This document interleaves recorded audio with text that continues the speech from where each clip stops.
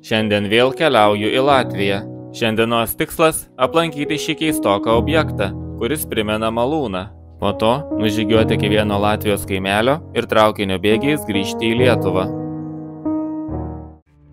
Keliaudamas netikėtai užmačiau kelią, kuris veda į mišką ir nusprendžiau patikrinti ir nepasigailėjau. Na, man tikrai sekasi paskutiniu metu su apleistom sodybom. Turėsite progą pamatyti, kaip atrodo tikroji Latvijos provincija.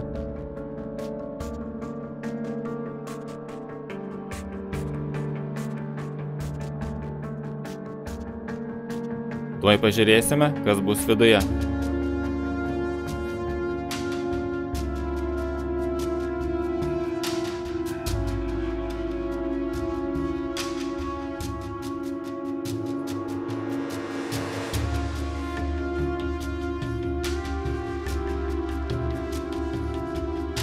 O čia gan pavojinga vaikščioti.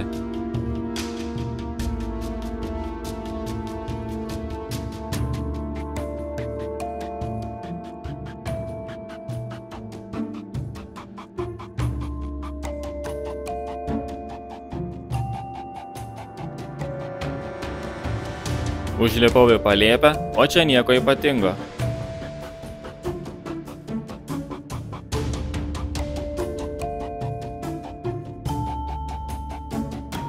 Eidamas miško keliu, nusprendžiau eiti iki galo. Turėjau nuojautą, kad kažką pasieksiu ir pamačiau pastato liekanas. Eidamas, šalia kelio pastebėjau dar vieną apleistą pastatą. Iš pirmo žvilgsnio ši stotelė apleista, nors ir Lietuvoje galima pamatyti tokių vaizdų. Įsitikinau, kad čia tikrai malūnas, tiksliau, kas liko iš jo.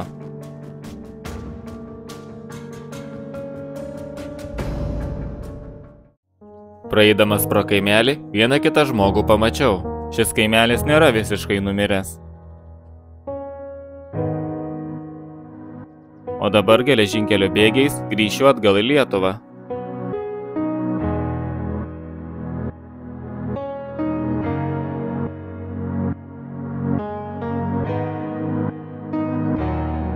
Šiandien viskas, ką norėjau parodyti. Ačiū, kad žiūrėjote ir iki kito karto.